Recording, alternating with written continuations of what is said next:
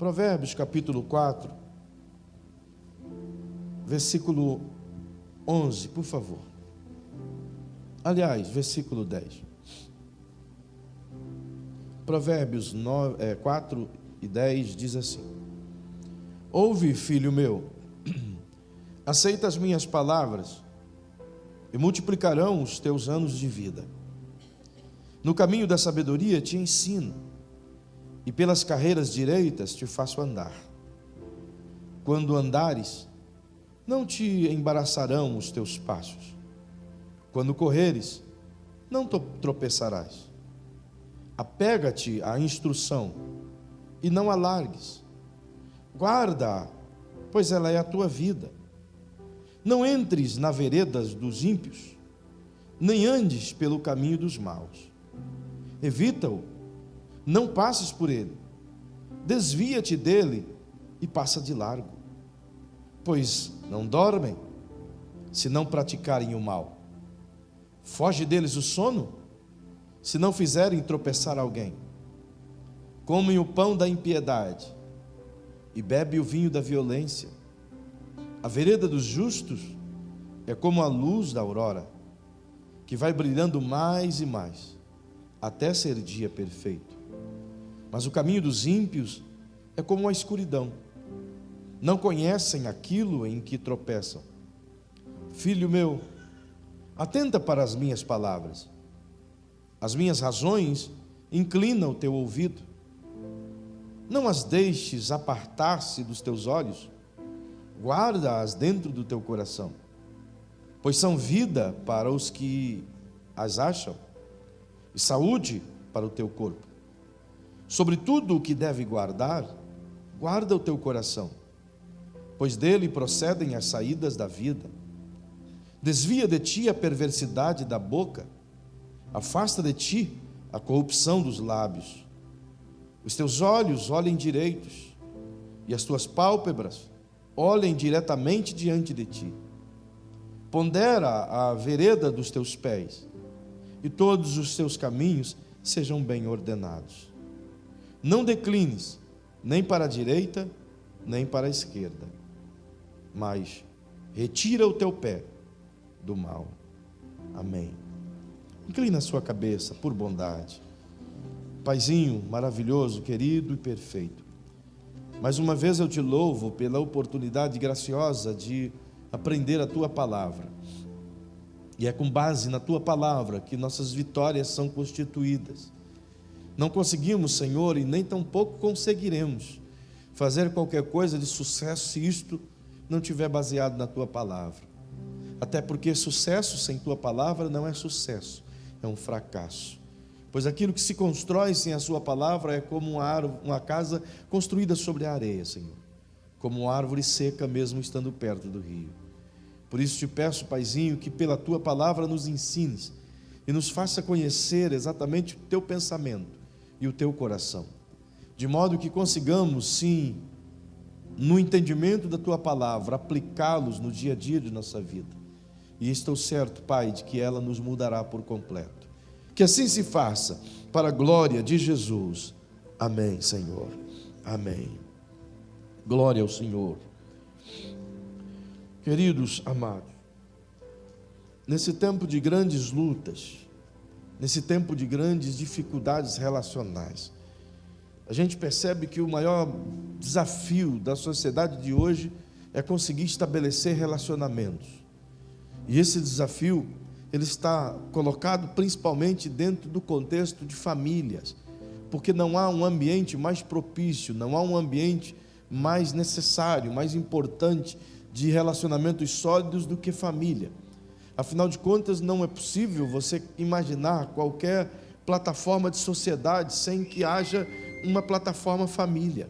É impossível você imaginar que possa ter um contexto de uma sociedade equivalentemente saudável se não houver uma família evidentemente saudável. E quando se fala de família, é o conceito mais antigo, porém mais importante, já visto em toda a história da humanidade. E é uma verdade muito clara, porque começou a história do homem com família. Deus quis estabelecer isso a partir de família.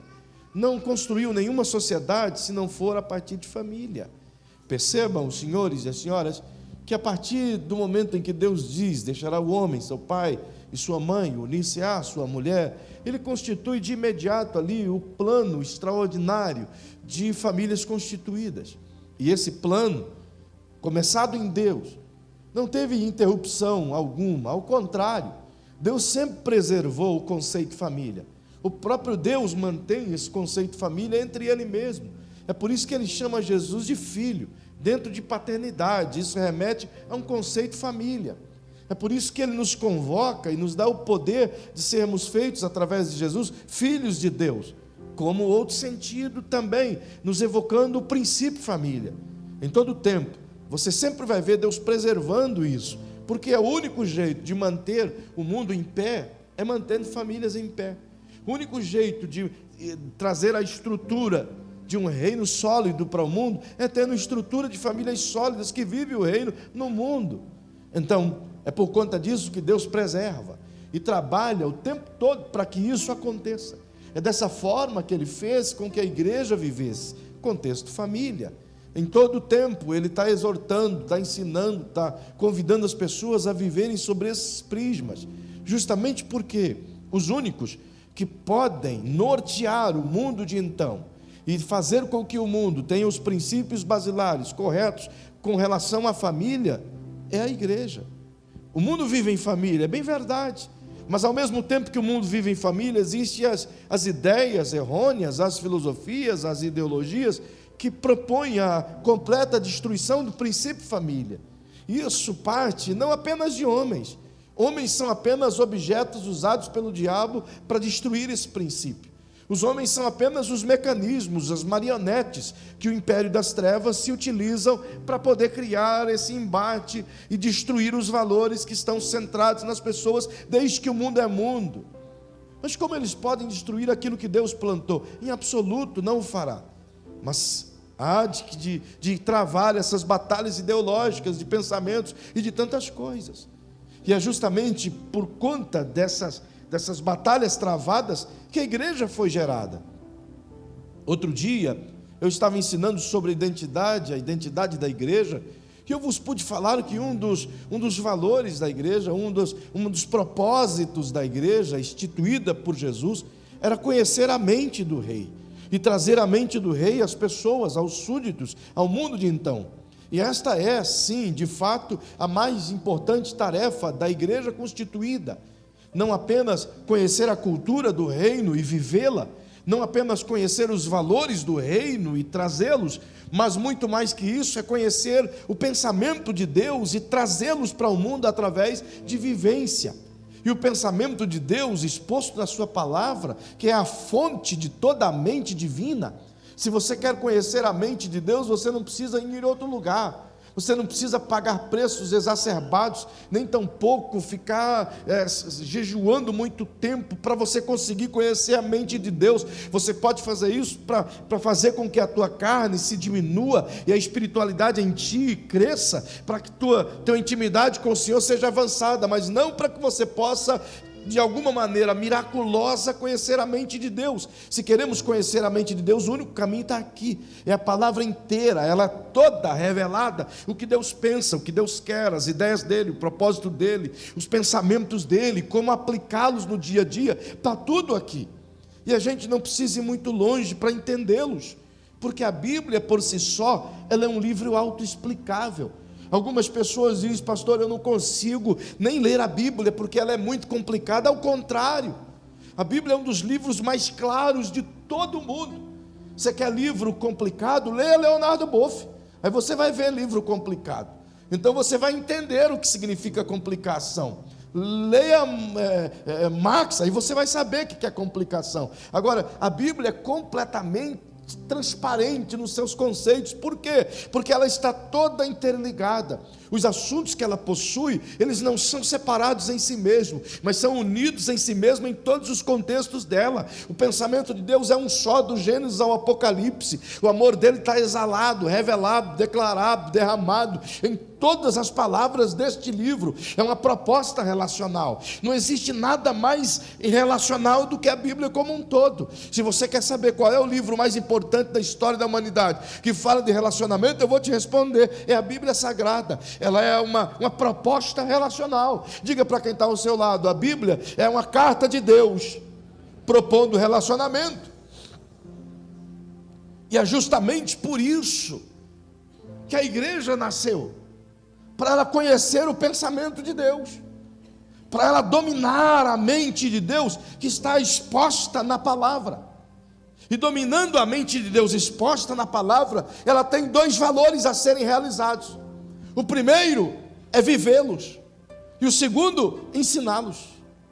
Do momento em que a igreja compreende a mente do rei, compreende a palavra do rei, ela precisa entender que esses dois valores têm que estar incrustados na vida dela o dia inteiro, o tempo todo. Viver a mente do rei e ensinar a mente do rei. Por isso que a igreja foi colocada no mundo de trevas.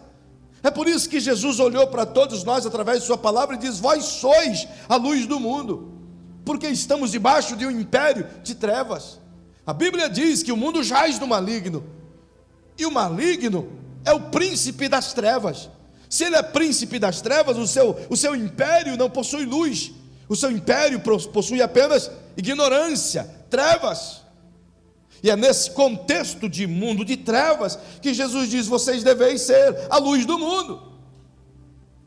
E perceba que a ideia de luz é justamente levar a palavra que não só ilumina o caminho, que não só abre o entendimento, que não só purifica o ser humano, que não só o salva de seus pecados, que não só o leva mais perto de Deus, que não só o torna transparente no Senhor, o que não só santifica o seu ser, que não só faz com que ele seja apto para o reino, que não só o prepara para viver em um mundo mau, que não só o leva a ser um instrumento de cura para quem está doente. Basta olhar para esse conteúdo todo e ele te empolga. É a mente de Deus.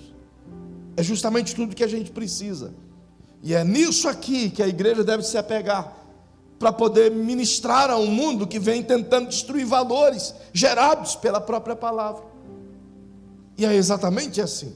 O pensamento do mundo está dominado. Tem até uma canção de algum louco que canta: está tudo dominado. E é verdade. Existe isso.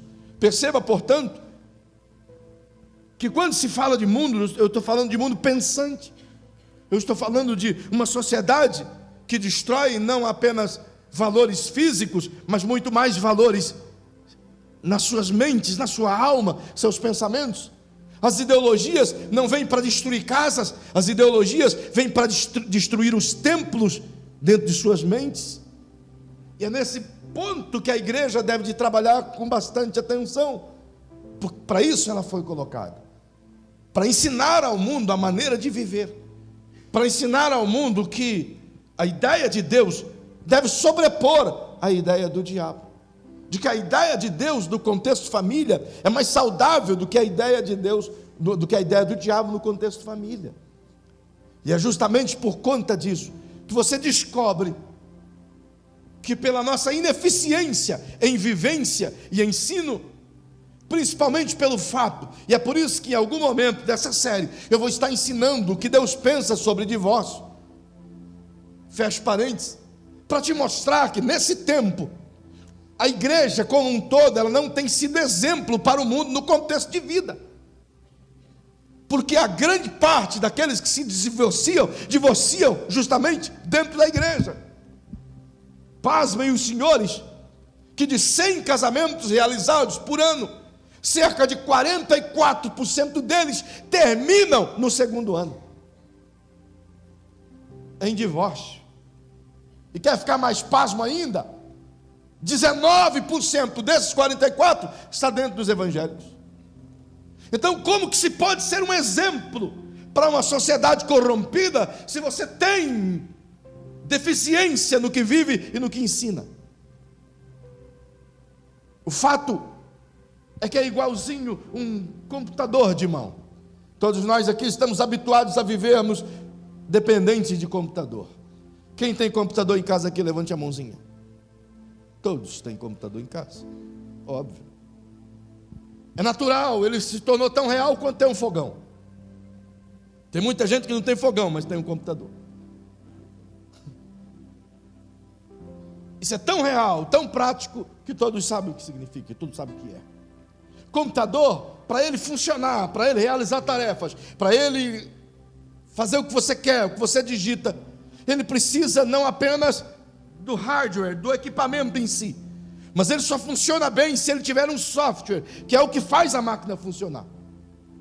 Sem um software, é apenas um negócio físico. Sem um software, não tem preço algum. Sem um software, é apenas um enfeite. É apenas um negócio para você jogar a toalha em cima. Mas um computador com um software bom, ele cria inúmeras possibilidades. Você viaja na internet, você trabalha, você ganha dinheiro, você constrói, você faz plantas, você faz desenho, você faz livros. Diferente daquele tempo em que a gente usava máquinas de escrever. Eu ainda usei muito tempo para escrever as minhas primeiras apostilas. Uma Olivetti. E eu me lembro até o ano dela, 1962. Linda. E eu a perdi. E eu comecei a aprender sozinho. Então eu fazia tac, tac, tac, tac. E fui fazendo assim, até aprender a digitar.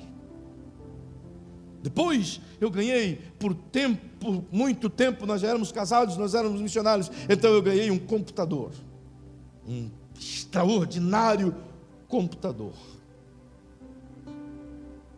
Eu nem me lembro mais. 486. Ele demorava meia hora só para ligar.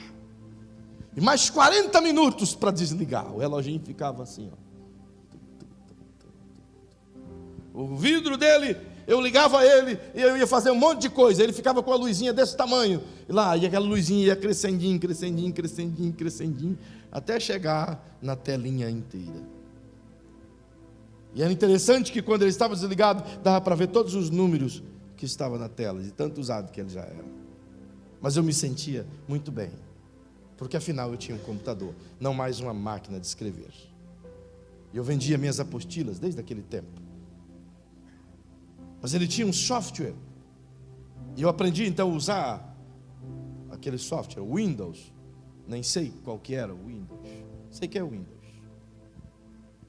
Agora imagina um computador. Ele tem o seu software e funciona bem. E de repente você está com um monte de trabalho de faculdade para fazer, muito livro para escrever, muita nota para gerar. E de repente abre uma janelinha e diz lá que o teu sistema está corrompido. Alguém, de alguma maneira, permitiu que um vírus entrasse no teu sistema e comeu alguma coisa e já não funciona mais como funcionava. Isso é comum acontecer, não é verdade? Quantos de nós já não perdeu arquivos extraordinários e importantes por conta de um abençoado de um vírus que alguém, com muito amor, nos mandou? Perceba que para você fazer voltar a funcionar aquilo tudo, você precisa passar o antivírus, ou em alguns casos, formatar e reinstalar o sistema outra vez. Não é assim? Então o que acontece é que Deus espalhou sobre o mundo 7 bilhões de computadores.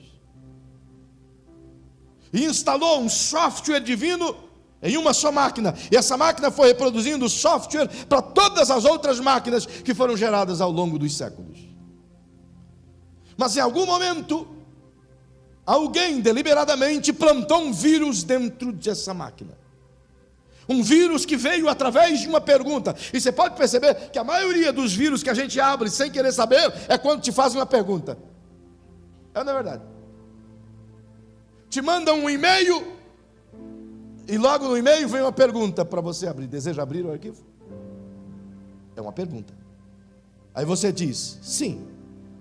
E é tudo o que ele precisa para poder incendiar o teu software.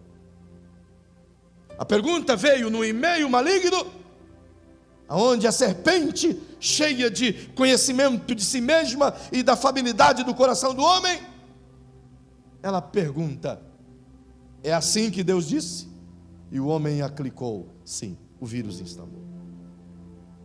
À medida que o vírus instalou, ele se espalhou, está em rede.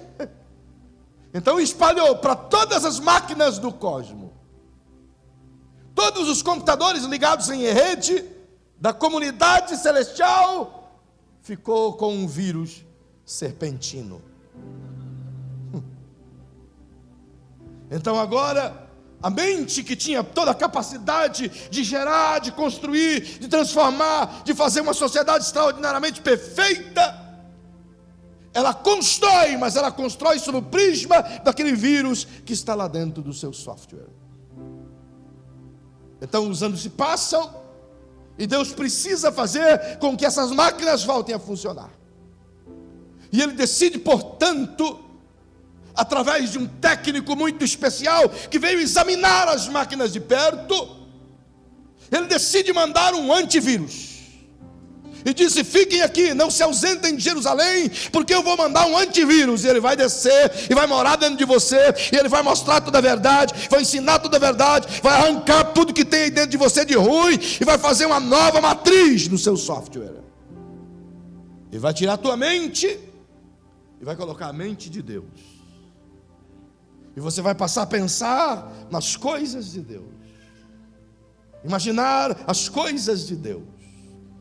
E esse antivírus se chama Espírito Santo. E à medida que ele trabalha, é à medida que ele limpa os nossos softwares. Imagina você que desde quando ele veio, ele está até agora ainda formatando muitas máquinas, inclusive a minha.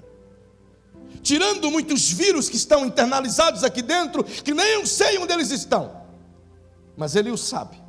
E todos os dias ele consegue arrancar um e outro, e vai matando um e outro, vai formatando célula por célula, ponto por ponto, de dentro do meu software, até que eu consiga pensar como Deus pensa.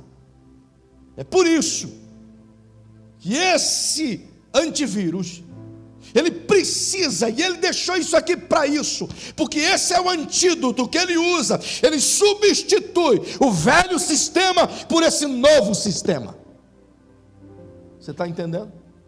Então diga para quem está ao seu lado: a ideia do Espírito Santo para te fazer brilhar em um mundo de trevas é substituir o teu software por um novo software. O grande problema é que, como igreja, a gente prefere se conectar a todas as outras fontes de informação do que com a fonte de informação desse software divino.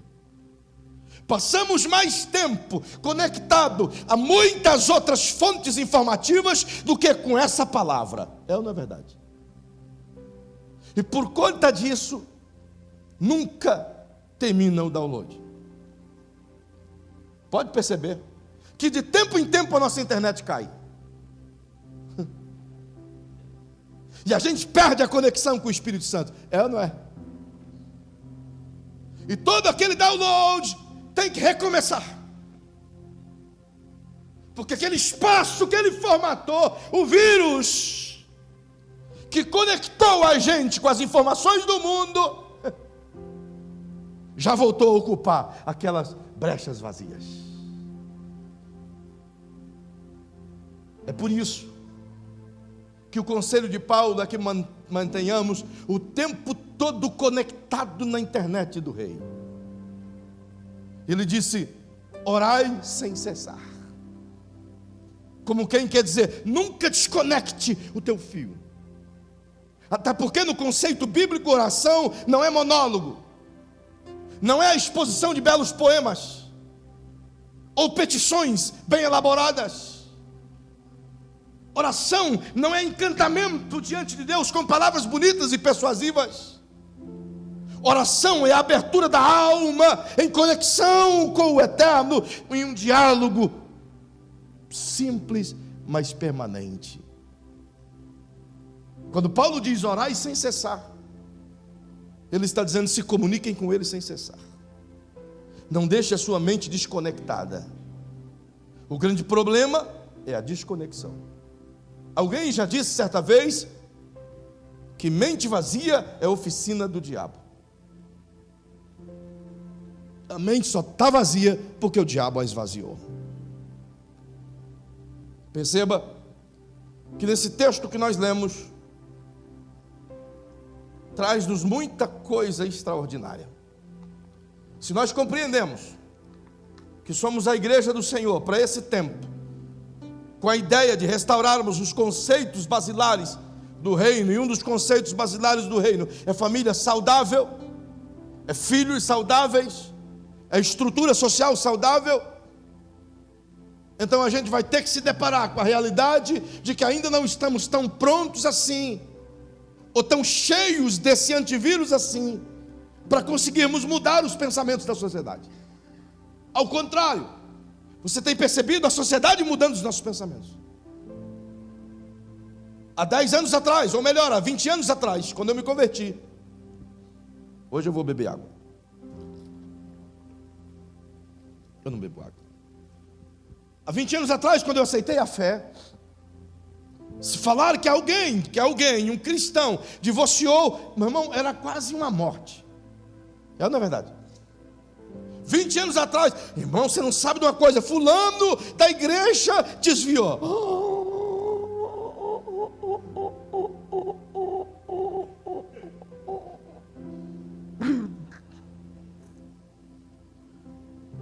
É ou não é verdade? Então se reunia a igreja em oração, porque não podia deixar o diabo vencer. E às vezes até obrigava o casal a ficar junto, para o diabo não vencer. Apanhando, mas junto, para o diabo não vencer. Levando borracha, mas junto, mas para o diabo não vencer. Na igreja, glória a Deus, em casa é borracha, mas pelo menos o diabo não venceu.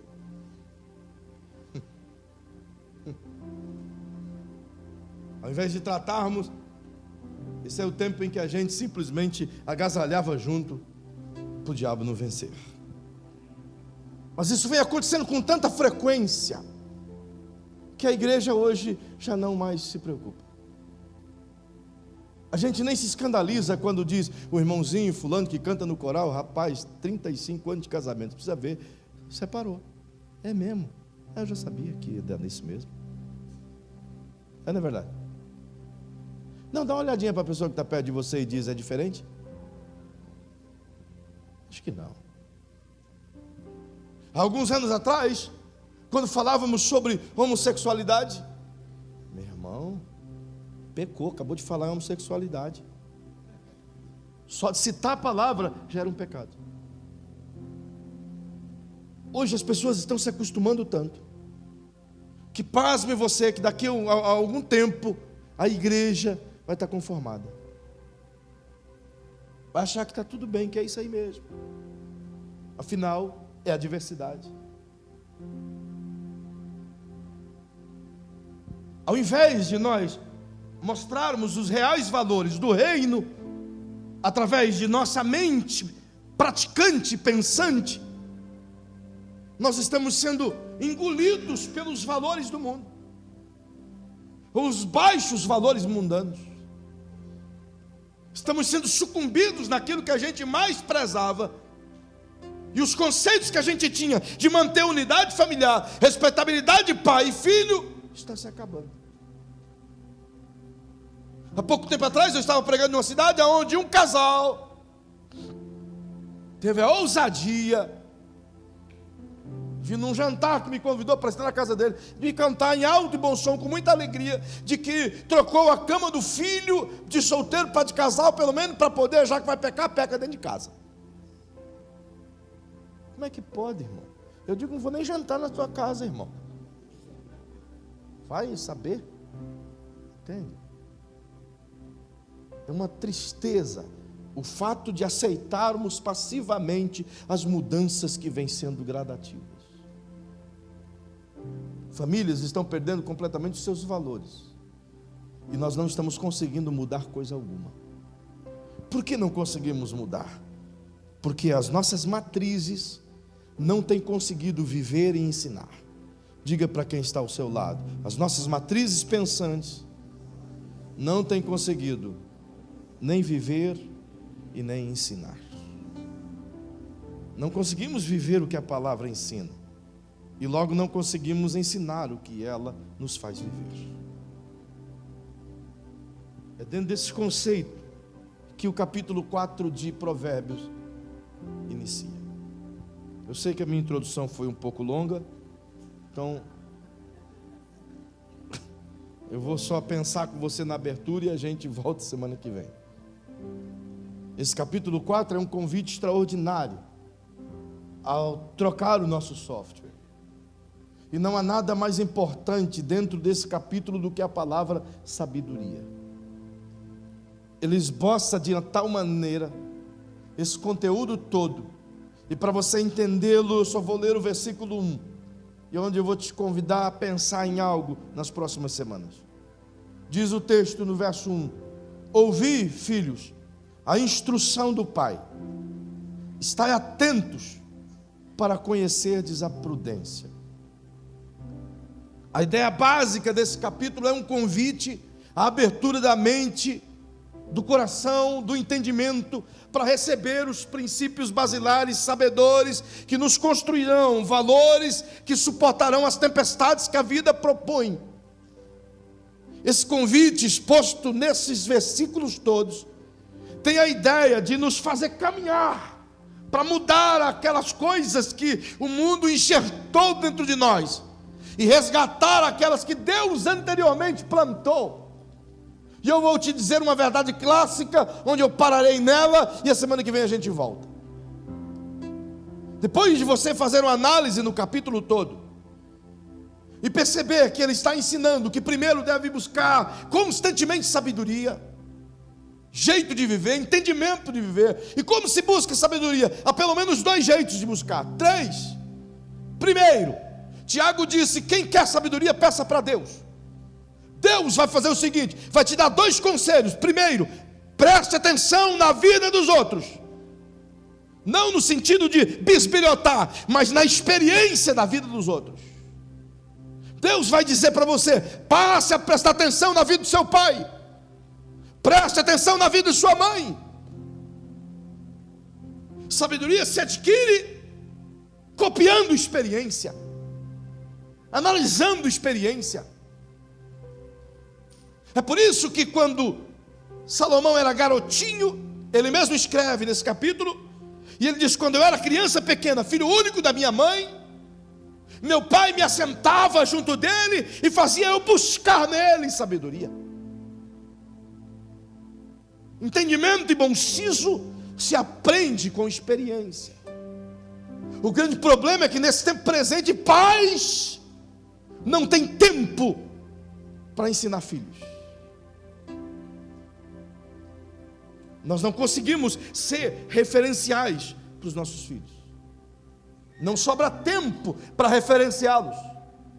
Então eles vão ter que se referenciar do Wolverine. Vão ter como referência o Jean Willis.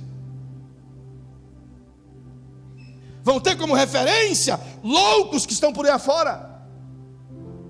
Porque pais não gastam tempo sentado com seus filhos.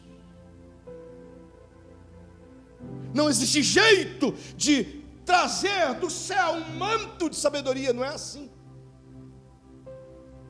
Para você ter ideia, quando Salomão vem falar com Deus, com mais de 30 anos de idade que ele ora, sacrifica 1000 animais e pede ao Senhor sabedoria para entrar e sair diante de Israel, a Bíblia diz que nesse tempo ele já era um dos homens mais sábios de Israel. Por ele ser sábio, é que ele pediu: Deus, eu quero mais sabedoria. E onde ele adquiriu a sabedoria para pedir sabedoria? Primeiro, observando os mais velhos, aprendendo com a experiência dos mais velhos. Filhos inteligentes aprendem com as experiências dos pais. Filhos burros tentam aprender com as experiências dos amigos burros. Sabe? É por conta de não ouvir conselhos simples de Deus como estes, que nós temos uma geração tão alienada de valores importantes. Segundo, Se chegar a Deus e dizer: Deus, eu quero sabedoria, Ele vai dizer: sente-se com quem tem mais experiência. Segundo, diga para quem está ao seu lado: Deus vai dizer: observe os erros dos outros. Diz que se aprende errando, mas isso não é sabedoria. Sabedoria é aprender com quem erra e não errando. Então, se a gente quiser mudar o mundo de hoje, ainda dá tempo de a gente mudar a mente dos nossos filhos. Os filhos que estão aqui, se quiser mudar o mundo de hoje, ainda dá tempo de mudarem as próprias mentes. Salomão nos convida a um aprofundamento de sabedoria através de sua palavra. Quem aqui já gastou um tempo, ou investiu um tempo, para ler inteiro Provérbios? Olha aí. É ou não é um dos livros mais importantes de serem lidos na Bíblia inteira? Porque já trata de sabedoria. Como eu posso querer sabedoria se eu não leio quem ensina a sabedoria?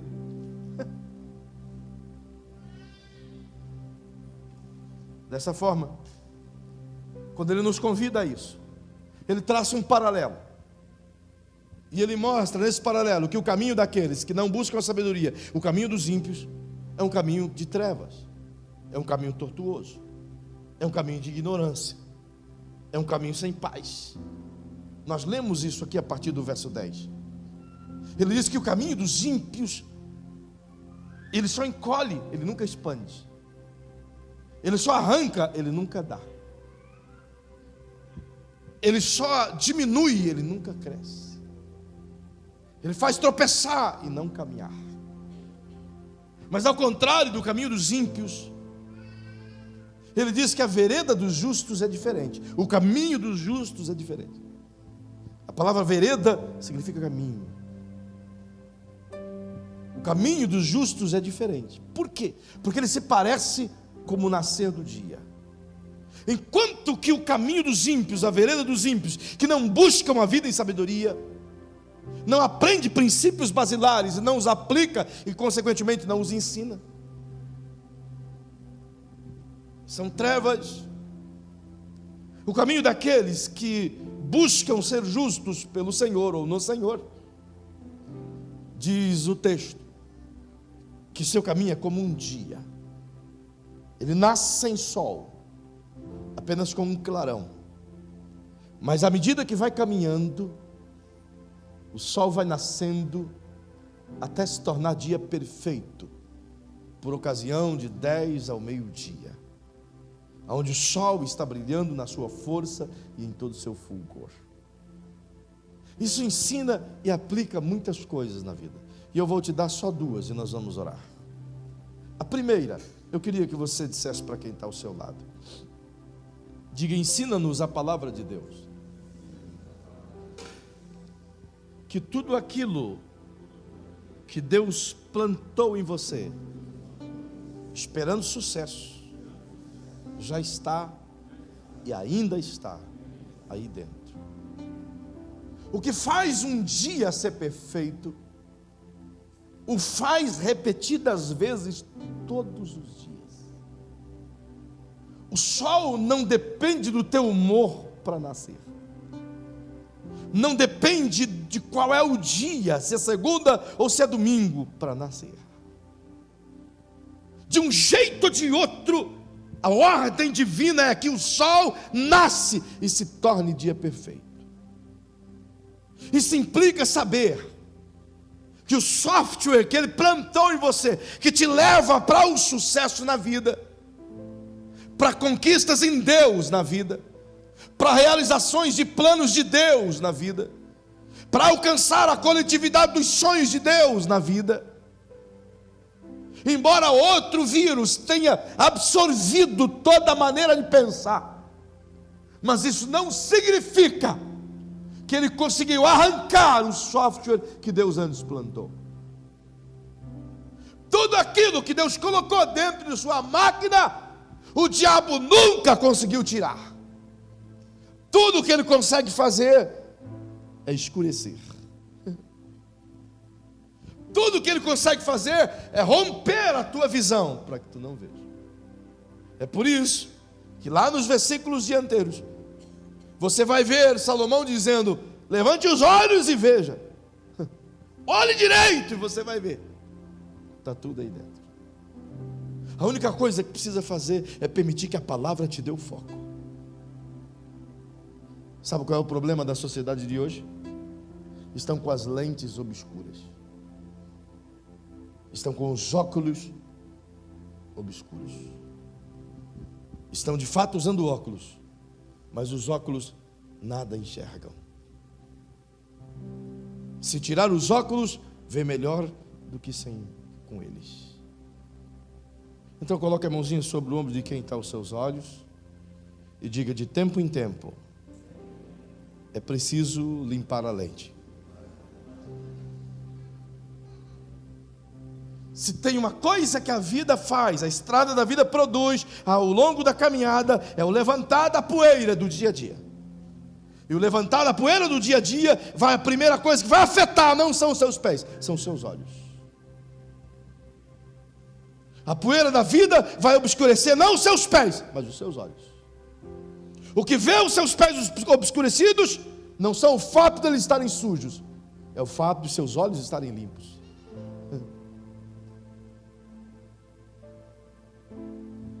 O que Deus colocou aqui dentro para que a gente alcance o seu potencial como um todo, está aqui dentro.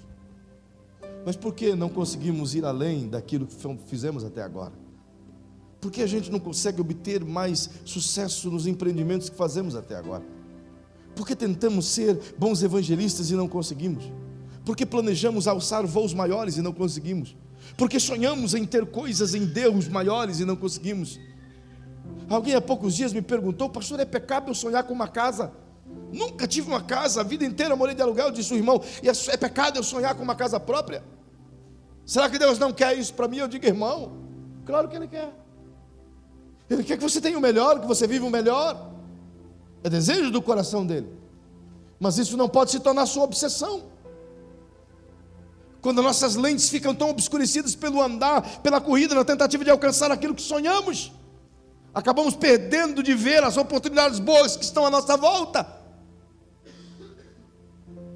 Então de tempo em tempo tem que limpar a lente, para ver de fato o que Deus está querendo mostrar para nós.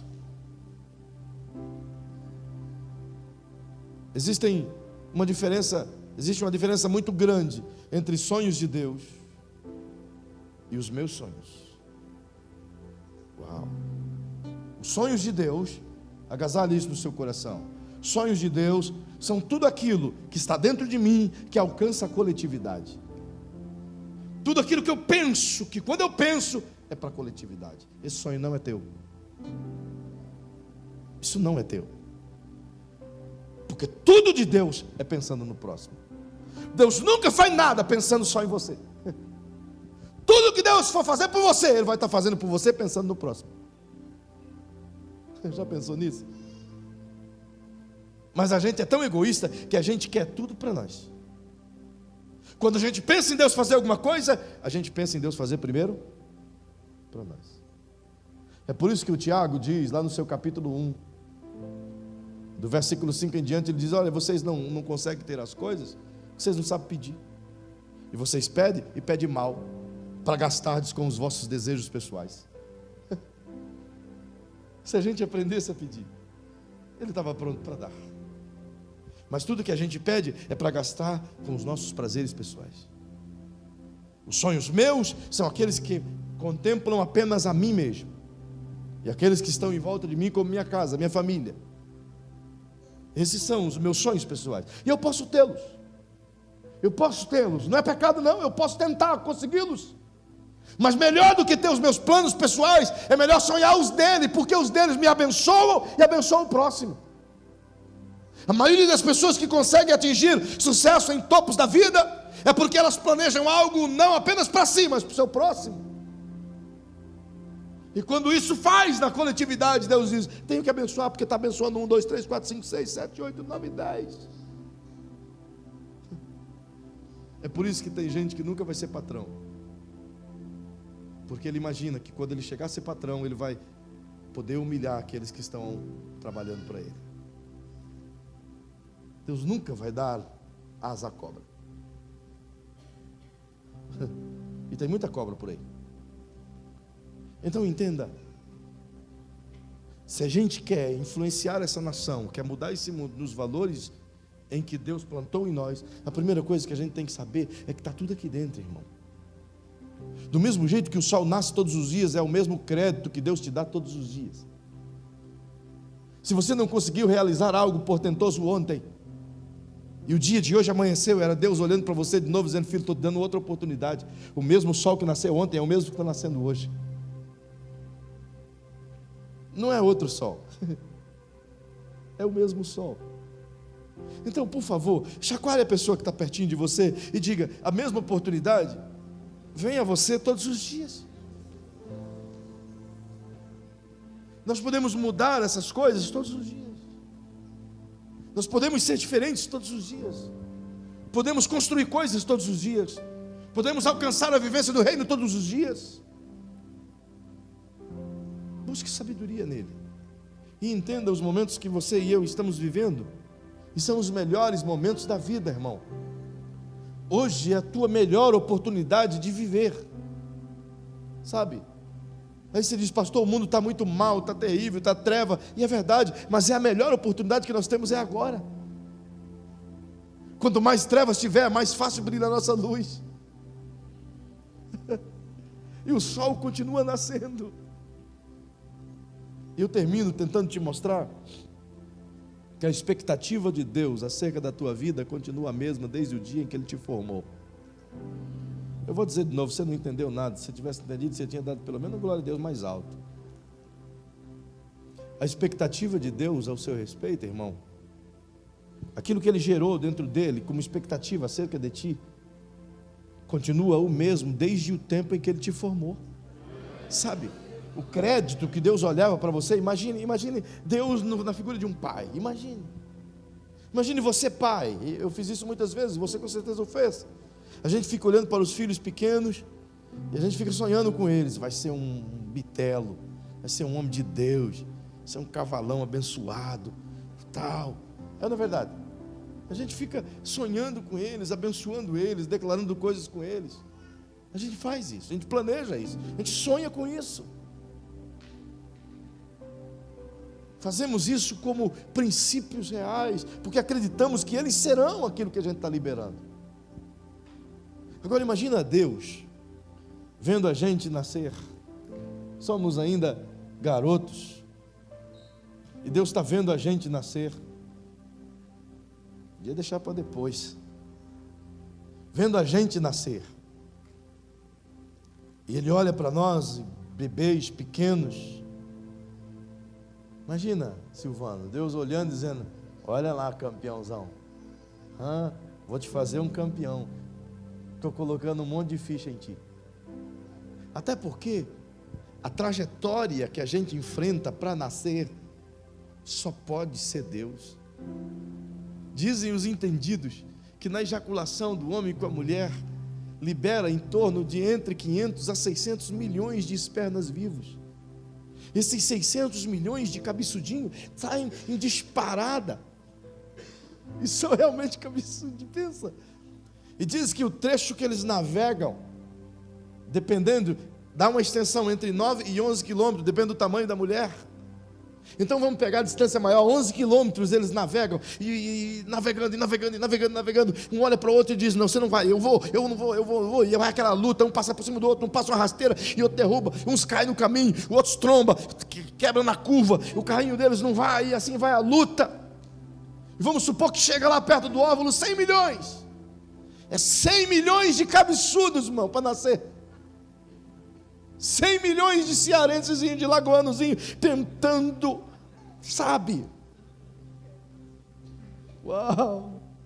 Aí Deus fica olhando, vendo quem tem mais coragem, quem tem mais força, vendo o potencial deles. E Deus pega todo o potencial daqueles 600 milhões. Olha isso, irmão. Deus pega o potencial de todos os 600 milhões e coloca dentro de um só. E diz: é você que vai. Ele não mata 600 milhões de potencial. Ele pega 600 milhões de potencial e coloca dentro de um só. E diz: vai. E você para dentro. E lá começa a vida. Infelizmente ontem apoiaram o aborto com 3 meses, até 3 meses de vida, o que se zela pela justiça nesse país. Veja como o diabo reina, sabe? Agora legaliza assassinato nessa nação, já se legaliza roubo e falcatrua pelo aquele antro de ladrões que é a Assembleia Legislativa. E agora o que se rezela pela justiça libera a mortandade. Então aquilo que estava dentro do útero se expande e se torna alguém. E quando nasce, Deus olha para esse alguém e diz: coloquei 600 milhões de potencial aí dentro. Você está cheio de gasolina V-Power. Agora você tem que fluir. E quando você nasce, Deus olha para você e diz: o potencial está aí dentro, o sol está nascendo. Todo dia que nasce, Deus está dizendo para você: o sol já nasceu, o potencial continua aí. O mundo está tentando roubar a tua mente, mas o potencial continua aí. O mundo está tentando tirar o seu software, mas o potencial está aí. O mundo está tentando colocar um vírus na sua mente, mas o potencial está aí dentro. Então isso significa, irmão, que os sonhos de Deus em você têm em si mesmo a realização. Não depende de você, só depende dele.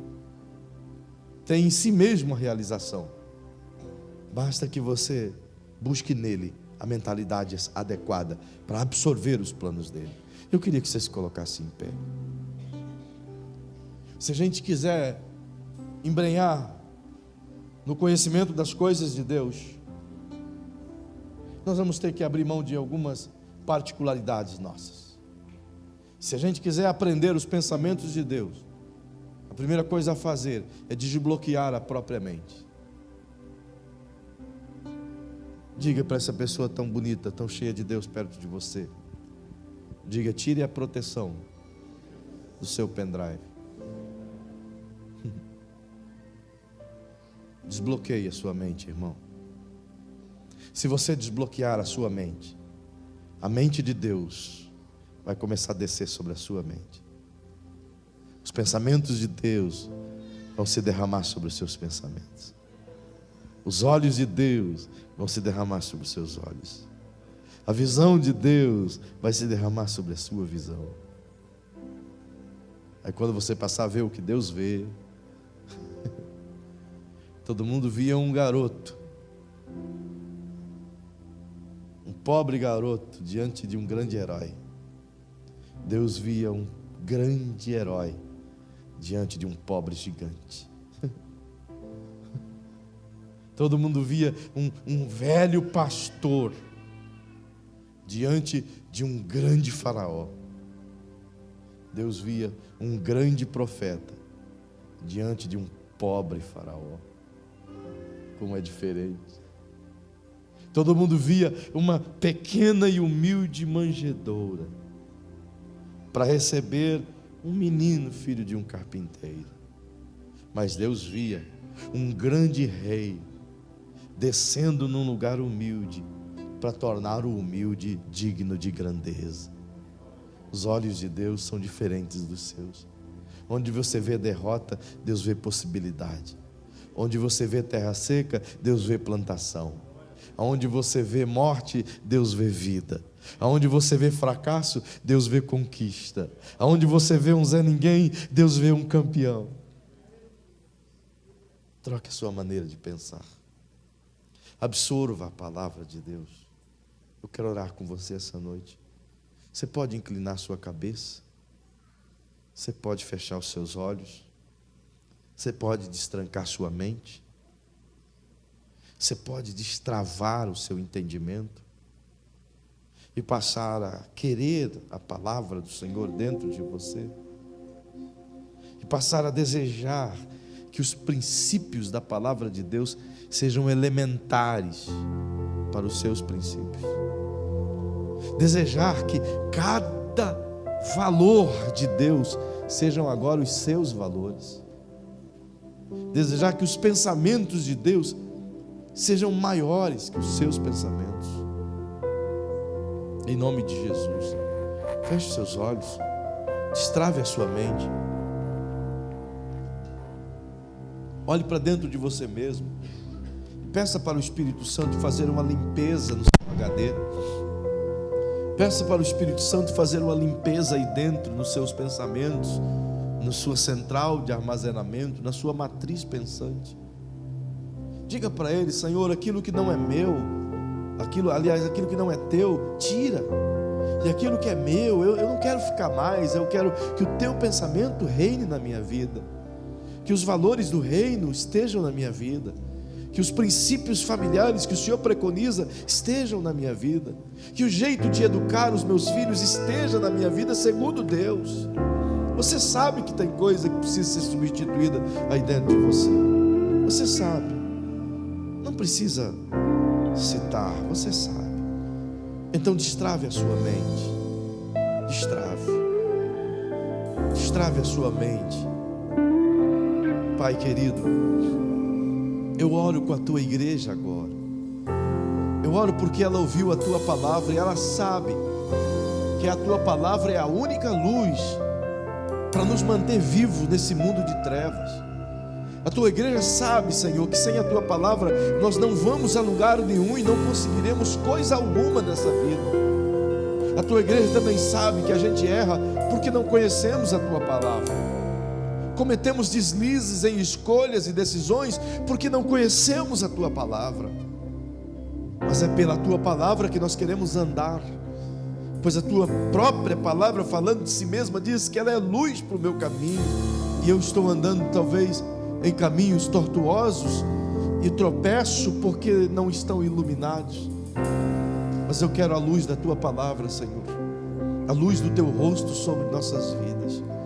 Paizinho, permita que o teu Espírito Santo nos molde por dentro, nos transforme por dentro, que possamos olhar para dentro de nós e querer essa mudança. Como podemos querer mudar o mundo se não conseguimos mudar a nossa própria família, Senhor? Como conseguiremos mudar a cidade de Dourados se não conseguimos mudar nem mesmo dentro de nossa própria casa? Então nos ajude a absorver a tua palavra, nos ajude a querer os princípios dela exalados na vida como os elementos mais importantes, mais do que a própria alimentação do dia. Senhor, que tu seja de fato e verdade a razão de nossa vida, que a gente saia daqui esta noite desejosos e famintos por aprender de ti e querer mudar, porque de nada adianta ouvir a tua palavra e não mudar. Então nos ensina a aplicá-la,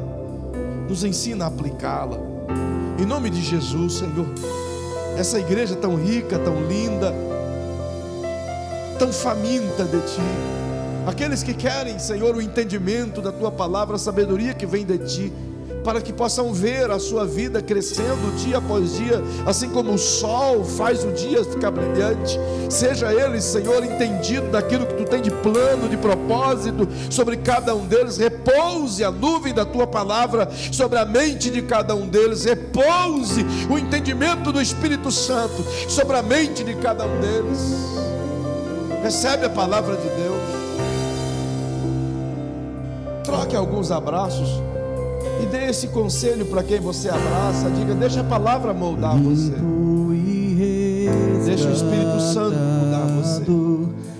Troque alguns abraços aí com a nave da igreja. Que Deus te abençoe, Deus te guarde, que Deus te dê dias cheios do Espírito Santo. Que Deus te abençoe.